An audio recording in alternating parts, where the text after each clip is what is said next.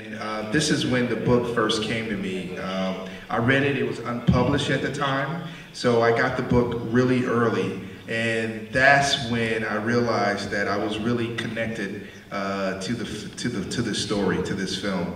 The first thing I wanted to do was really get on the phone with Angie Thomas. She's the author of the book. And one of the things that I was really connected to was the ideal of identification. I felt that in the African American culture in America, there's always identity, which is we call code switching, which is in one world you are African American in your own community, but when you go into the white world, you compromise who you are. You become somebody else just to make the other person really feel good or feel better about yourself. And I feel like that is one of the things that we as African Americans all face. And not till I got a lot older that I started realizing it's okay to be yourself. It's okay to be who you are. And that's one of the things that I was really connected to was Star's personal story. I really do feel that the ideal of police brutality was very relevant, but the ideal of Star finding her voice, being true to yourself, not compromising yourself, was something that I was really connected to. C'è una domanda qui? Ecco, Catero Azul per l'ingegnere. Dunque, c'è una frase che Maverick dice a Star che mi pare molto importante per inquadrare diciamo un po' tutta la vicenda, che è quella secondo la quale tu vai a spacciare droga perché non trovi altro lavoro in quel quartiere, poi vai in galera e quindi dai soldi a una multinazionale, poi vai in galera che è un'altra multimiliardaria, eccetera, e questo è tutto un automatismo. Questo mi pare molto importante. E io mi chiedo questo però, alla base un po' anche di tutte queste vicende drammatiche sicuramente c'è l'aspetto razziale, però non c'è anche la scelleratezza degli statunitensi nel voler detenere tutte queste armi. Cioè voi siete, non so, 10% della popolazione mondiale, forse meno, avete il 40% delle armi in mano. Questa scelleratezza non è poi alla base un po' di tutto. In Italia, per esempio, difficilmente un poliziotto scambia una spazzola per capelli con una pistola, semplicemente perché le pistole non ci stanno, ce ne sono pochissime. Quindi la luce nel mondo che dovrebbe portare Star non sarebbe quello di dire le pistole solamente a chi le può avere e a nessun altro?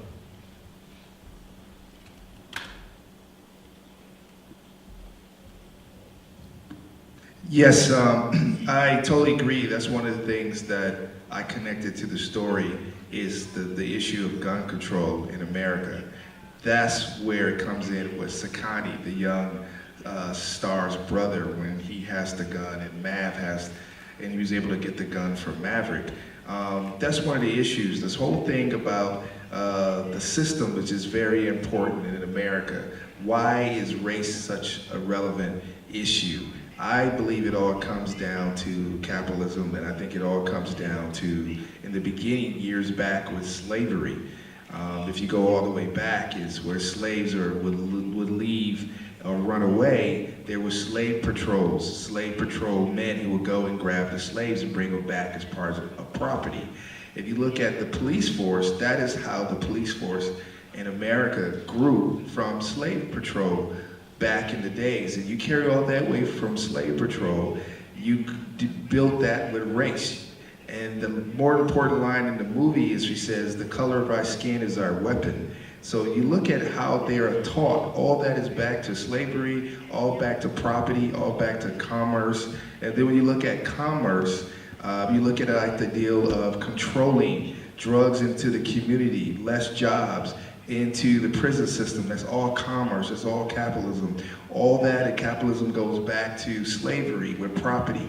All that is a big circle, and who has to pay is the community. And that's where the major issue comes in. Gun control is always an issue, but yes, I believe something needs to be done about that, and that's the reason why I wanted to show King and his involvement in the neighborhood, in the community, and how all those things are full circle.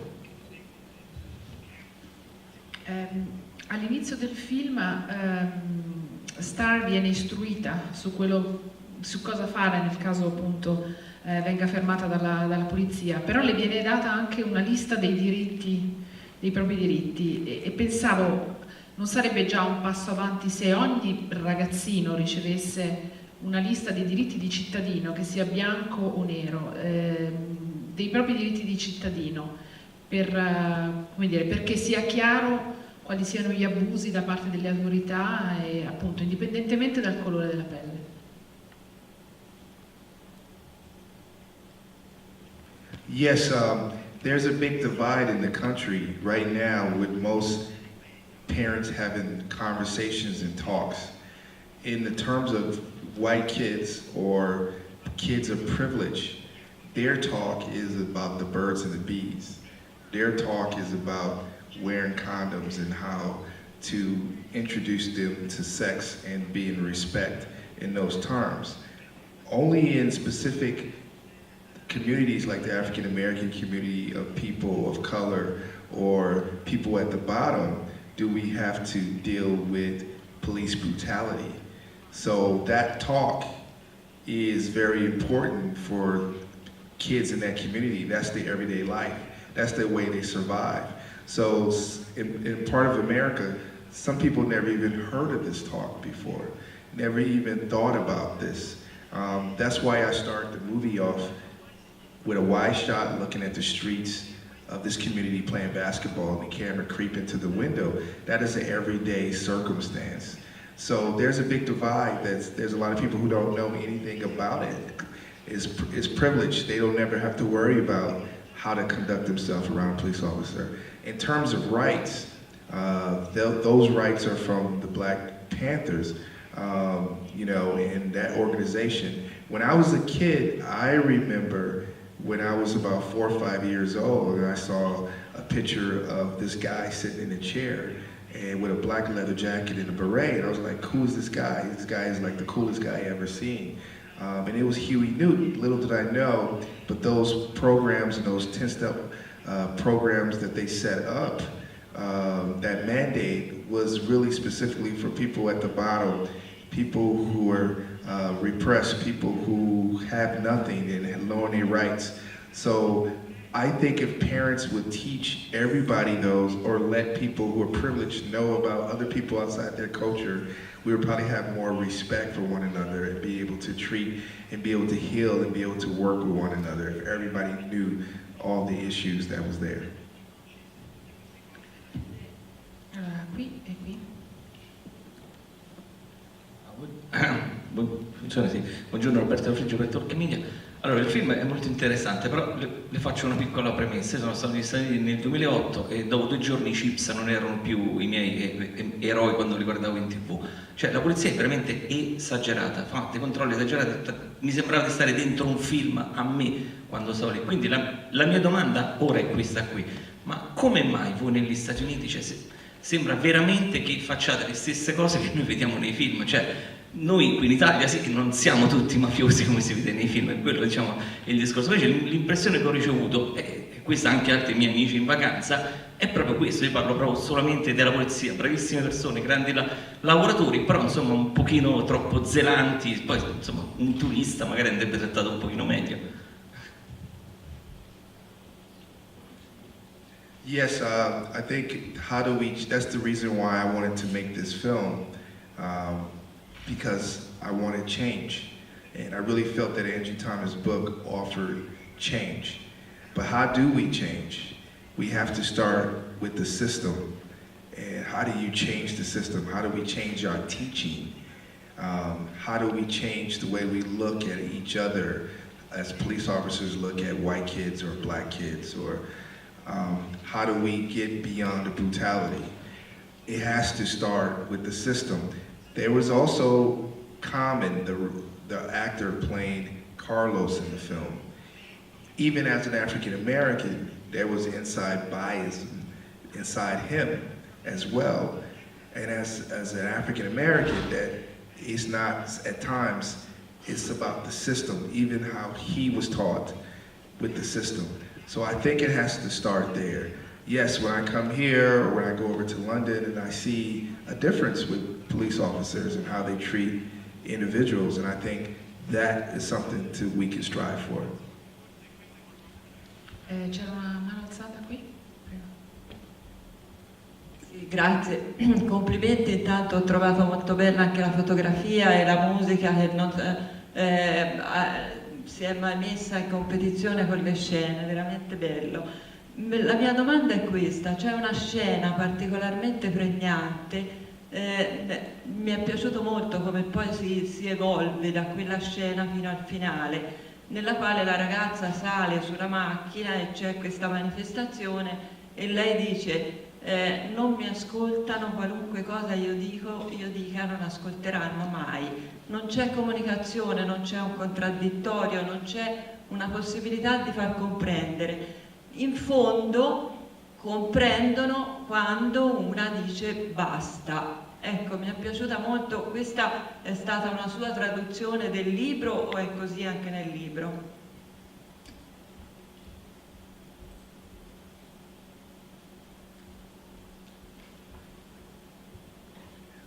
That was my interpretation from the book, because the police officer did get away, and as many police officers get away in America. Just recently, there was a police officer in Chicago that was convicted. This is about 2 weeks ago. So things are in the right path, but there's a long way to go. My interpretation of saying no more is a way to one voice in terms of children or kids or even as adults, using your voice, being able to stand up for what you believe in, even if you are against huge obstacles. That is something that I wanted to get across as the director of the film, is that one voice could influence someone else, one voice could get other people to think about things like Haley in the movie, or like Chris, who says the line, "I don't see color, I see people for who you are." But her voice get him to see there is a difference. We are culturally different from one another, and we must acknowledge each other's differences for us to move ahead. So one voice, so that no more is to the police officers, is to the people in the community, is to the gun control. All that is all controlled by one thing, is the system. And that was my interpretation of that.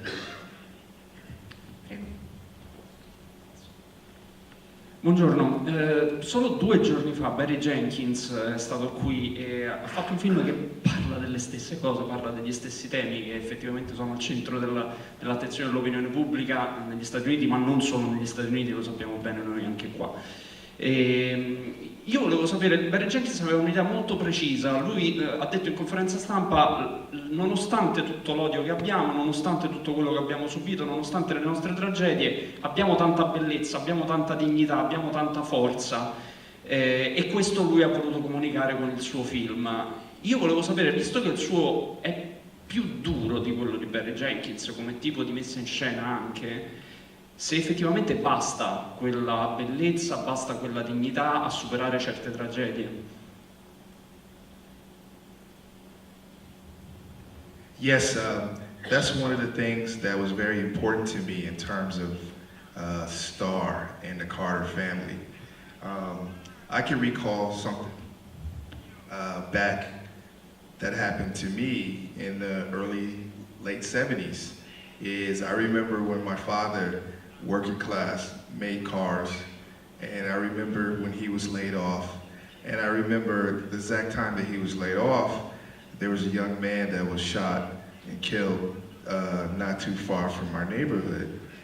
All these things were there, and I remember my father said, because he got laid off, it's going to be a tough Christmas, it's going to be a tough holiday, it won't be a lot of gifts. And I remember that because all of that incident that was happening in the community, that incident that happened with my father, my family, somehow we stayed focused, we stayed happy, we found moments, we found joy, we found laughter, but we found tears as well. Our life and the family was always ups and downs, and I looked at the person next to me, or the family next to me, black in the community, It was so much beauty, so much laughter, but there was a lot of pain. But we found ways to find joy. That's what we did, even through slavery years back. So what I want to do with Star and the Carter family is, even though things were tough and it was harsh, they still found joy. They still were very close. They still prayed.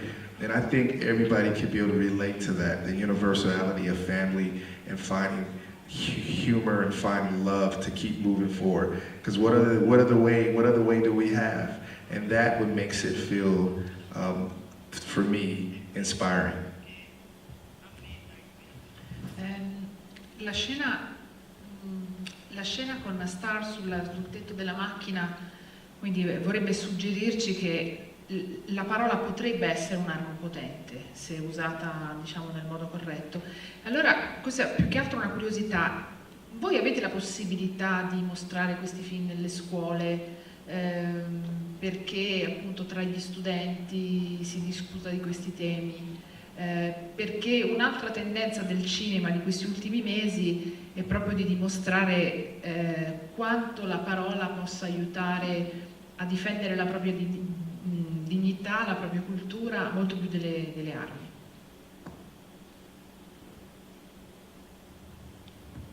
Yes, that was a very important thing with Star on the truck, saying these words. I wanted kids to really see this because, one, you know, social media has a huge impact, obviously. When Star puts up the picture of him and Till, Sandra Bland, Eric Gardner, she gets sort of censored by Haley saying, "Really, Star?" Because she really doesn't want to see it. That's her first way of making an impact. When she realizes that I need to go further, the voice is very important, using your voice. But one of the things that we do with kids is we tell them to use their voice, but then we censor them.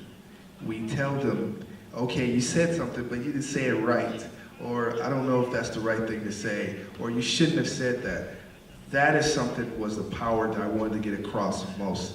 Say everything you feel and say the right thing, say what is important to you. And that is what we really wanted to get across. I wanted to get across for the message for young individuals more than anything. I intended to make a film, not a YA, young adult. I'm in my 40s. I wanted to make a film for everyone because I really believe that young kids are very sophisticated. They know they're smart and they can smell BS as soon as you see it, as soon as they see it. So I wanted that to be the impact for them. Ci sono domande? Prego.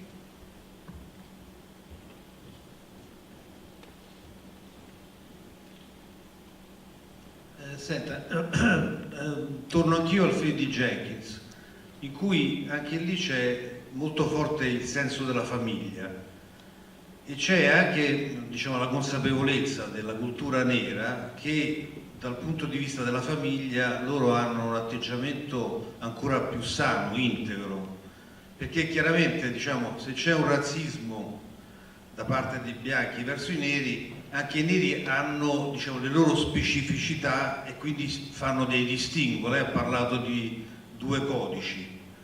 Allora volevo sapere il ruolo della famiglia, che anche in questo film mi sembra fortissimo, lei un po' l'ha accennato, e poi capire con Donald Trump, cioè l'era Trump, cosa comporta per, diciamo, per le vostre battaglie. Grazie.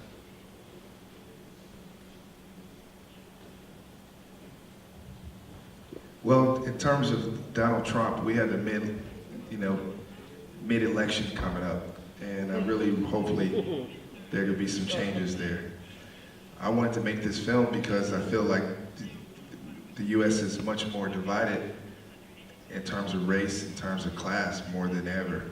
And I feel like Star and the young girl in our film and her family is, you know, they're the base of all these things that's sort of happening in the U.S. right now. And that was important. Family's always been important. That's a very strong theme in a lot of films that I have. And I really, truly believe that as a family, one thing I love is we never see that many strong African-American men in films. most of the African American films from 2005 to the 1980s, there's only a single parent, or the father left, or he's in jail. That wasn't the case with my family and the community where I grew up in. There was a lot of strong African American men. And one of the things I wanted to do was break down the stereotypes. In America, at least, when you see a black man with braids and tattoos, you think he's a gang member or a bad guy. But I wanted to show a guy with tattoos and braids, and then show that he's a family man. One of the things I love is the father and mother relationship. They have both made mistakes in the past, but Star says they don't want their kids to make the same mistakes they did. That's why they sent them to a private school to learn. But not only do they have difference, but they still love each other. They're very caring. They care for their kids. And I think the head of the family starts at the top. And mostly it starts at the head with the father and how we look at black men in America. And that's what important to keep for the family unit, and that carried on. Riflettendo sul titolo del film, di cui naturalmente si parla, appunto, si parla nel film, il rischio però è che le nuove generazioni siano già compromesse, perché comunque questa spirale di violenza non si è affatto interrotta, anzi, e quindi lei è fiducioso che, come dire, una sorta di riconciliazione potrà esserci a breve o no? Perché lo slogan "No justice, no peace" fa pensare a un paese in stato di guerra. Yeah, I really love the idea of the Hate You Give title, you know, Thug Life, which is something that Tupac came up with in 1992 and 93. It came up actually, I believe, after his interaction also with the police officers in Atlanta, Georgia, the year prior to that. And the idea of the hate you give little infants, that comes from the power structure. The hate that you give little kids, the hate you give the community, the hate that you feed with no jobs, the hate that you feed with police brutality, the hate that you feed with always in the neighborhood, all those things sort of comes back because the kids, the youth is watching that. The youth is taking all of this on. So how do we change is if you give love, there's power structure to give love, love will come back to you. And that goes from everyone, from the opposite end as well. And that's the reason why I wanted this film to, how do we start over? How do we make change? First, it's a very simple interaction. Treat one another a lot better. Treat the neighborhoods, treat people. I think there was a line in Tupac says, how do we have so much money for wars, but we can't feed the poor? And that is a very important line from Keep Your Head Up. And I think that's what we want to get across. Sì, forse l'ultimissima, se non è breve domanda, prego. Salve, innanzitutto volevo fare i complimenti per il film perché è davvero bellissimo e soprattutto mi è venuta in mente una riflessione pensando ad altri due film che sono usciti quest'anno, che sono Black Klansman e Sorry to Bother You, in cui entrambi alcuni personaggi fanno uso della white voice per venire accolti in una comunità. Invece qui mi è piaciuto il fatto che lei mantenesse e anche davanti a Chris affermasse la sua voce come appartenente alla propria comunità, e volevo solamente una sua riflessione su questa cosa. Yes, that's very important. I really want to show the difference of how you can completely switch very quickly.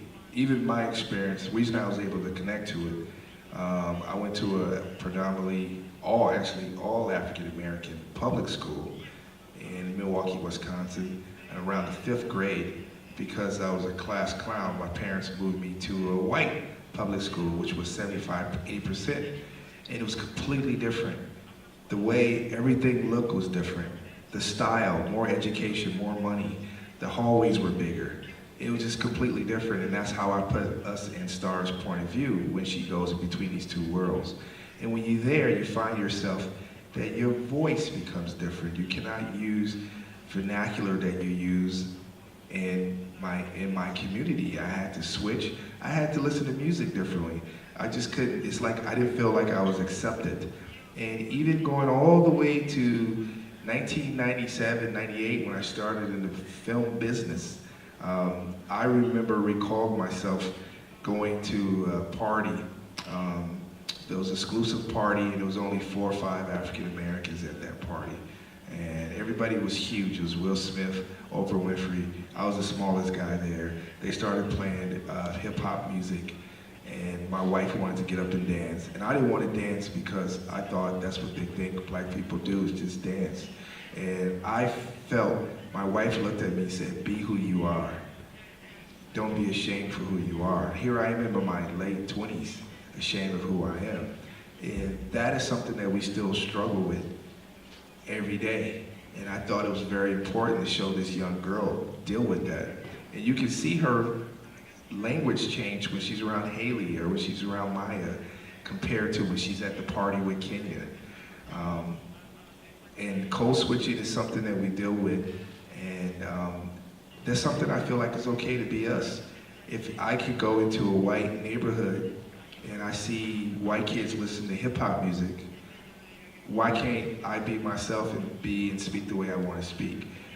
That is something that is still happening, and I really was very connected to Star's conflict in the story. Dobbiamo fermarci qui, grazie, molte grazie.